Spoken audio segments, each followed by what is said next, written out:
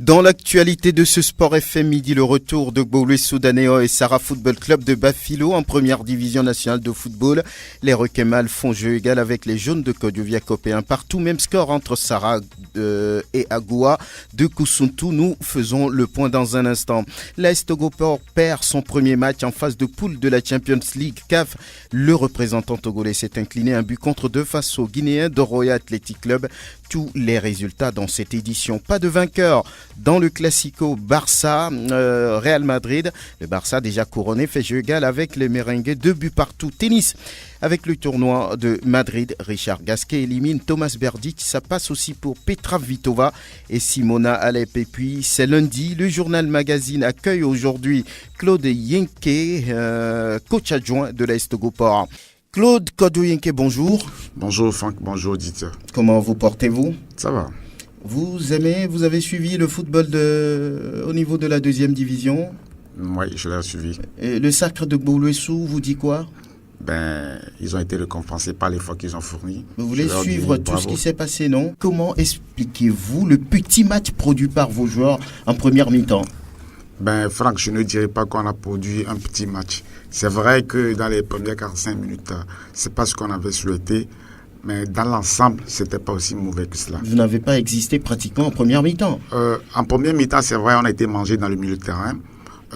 On n'a pas su gérer la transition, surtout la transition, et les joueurs ont préféré balancer de longues balles, ce qui veut dire qu'ils n'arrivaient pas à atteindre les avant-centres, ce qui a fait que le milieu de terrain était survolé. Bon, l'adversaire a su poser le ballon au sol, ils ont su distribuer, ils nous ont malmené très bien. Mais le plus important pour nous, c'est la réaction que les garçons ont eue après la deuxième partie. Oui, en deuxième mi-temps, on a senti une certaine réaction, une réaction qui vous permettra quand même d'égaliser à un partout. Et à un moment donné, il y a encore eu ce moment de déconcentration. Vous encaissez le deuxième but. C'est l'inexpérience? Je ne dirais pas que c'est complètement d'inexpérience. Parce que après la tempête qui a soufflé, ils étaient restés statiques. Je les ai réveillés, je leur ai dit de bouger. Ce qui a fait que il y avait un changement de rythme. Ils se sont calmés et ils n'ont pas su réagir quand le ballon était. Ils avaient botté le corner. Comment appréciez-vous le niveau de Roya Athletic Club? C'est une équipe supérieure à Léopard, on les savait depuis. À Ali? Si. Ils ne sont pas supérieurs à Al-Ali, mais ils sont supérieurs, à mon avis, à comment appelle-t-on? Au Congolais. Au Congolais de Dolisie. Oui. Voilà. Est-ce qu'on peut parler aujourd'hui d'un problème d'organisation au sein de l'AS Togopor, d'un problème de motivation? Parce que les gens ne veulent pas qu'on parle trop de motivation, mais dans ce football de haut niveau, ça existe. On doit en parler. Oui, il faut en parler, effectivement. C'est vrai que l'organisation, sans vous mentir, c'est pas ça. Et il y a beaucoup de couacs qu'on a rencontrés jusqu'au match de samedi pour la motivation. Bon, les dirigeants, ils ont dit qu'ils ont fait ce qu'ils pouvaient. Nous, on l'a accepté, mais on dit que c'était pas suffisant. Ils ont fait ce qu'ils pouvaient faire. Ça veut dire quoi? Ça veut dire que l'AS Togopor n'a pas le minimum parce qu'on a constaté que les joueurs n'avaient pas forcément le matériel pour s'échauffer, le maillot, il n'y a pas tout ce que les joueurs attendaient. Ça a parlé côté joueurs. C'est pourquoi je disais qu'il y a eu des couacs.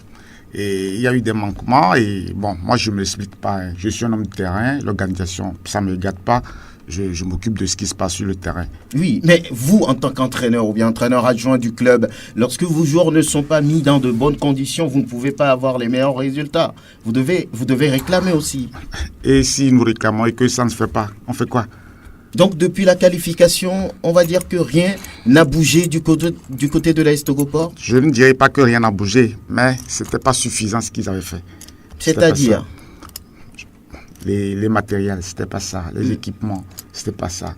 Mais à qui la faute? Il y a eu des problèmes administratifs. On n'a pas pu enrouler certains joueurs qu'on a proposés. Ça aussi, ça nous a pénalisés. Mais bon, moi, je n'accuse personne. Vous continuez à être dans la surprise d'une qualification pour cette phase de poule? La période de surprise est passée. Mais on ne dirait pas. En tout cas, sur le terrain, ce que je connais, nous, on a fait ce qu'on pouvait faire. La dernière fois, vous avez aligné 15 joueurs pour ce match officiel, pour ce grand match. Qu'est-ce qui s'est passé? Vous n'avez pas les joueurs? Ceux que vous devez enrôler, vous ne l'avez pas fait? Ceux qu'on avait voulu enrôler, ça n'a pas été fait. Et en plus de la suspension de Ablam Diadia Aïe et la blessure de Gazozo et Nayo, ce qui a pratiquement réduit notre bande touche. Et vraiment, ça nous a pénalisé. On a fait avec ce qu'on a pu. Vous l'expliquez, cette situation? Je ne me l'explique pas, vraiment. C'est quand même grave pour un club qui s'est qualifié pour la Ligue africaine des champions, l'AS Togopor. Ce n'est quand même pas à Bouossé, Danier. Je ne voulais pas embêter les caïmans fétiches, mais on sait que vous avez les moyens, quoi qu'on dise. Et pourquoi vous ne vous organisez pas? Il n'y a personne qui connaît l'administration du football, c'est ça? Dans vos rangs? Franck, je ne dirais pas cela, parce que ils sont nombreux dans le staff, enfin dans le bureau. Moi, je suis homme de terrain, je m'occupe de ce qui me regarde. Maintenant, chacun a la capacité de responsabilité et jouer sa partition. La prochaine sortie de l'AS Togopor, elle sera face au champion en titre, le Wydad Athletic Club de Casablanca. C'est un club aguerri, vous le savez bien. Mais qu'est-ce qui va changer d'ici là? Vous n'avez que quelques jours. Nous allons mettre à profit ces quelques jours pour faire quelques réglages au niveau de notre équipe. Et on a tiré beaucoup d'enseignements au cours du match de samedi. Et au fait, c'est une bonne chose. Ça nous a permis de voir ce qu'il faut faire effectivement. Vous avez pris contact avec le haut niveau. Est-ce qu'aujourd'hui, vous vous dites que oui, on est là pour apprendre? Vous allez seulement donner les points? On ne va pas continuer à apprendre. L'appétit vient en mangeant. Mais quand les dirigeants ne font pas les choses comme il se doit, vous comptez sur quoi? Nous, on fera ce qu'on peut faire. Sur le terrain? Sur le terrain, on fera ce qu'on pourra. On va motiver de notre façon les enfants, les garçons, afin qu'ils donnent le maximum d'eux-mêmes. Vous pensez que ça passe quand vous leur dites ça et que rien ne suit? Franck, on va continuer par le dire. Si ça marche, c'est bien. Si ça marche pas, on saura qu'on a fait le maximum. Les nouveaux qui doivent venir, vous les avez maintenant? Les nouveaux joueurs? Alors, je vous parle, je n'ai pas encore la liste. Je n'ai pas encore la confirmation.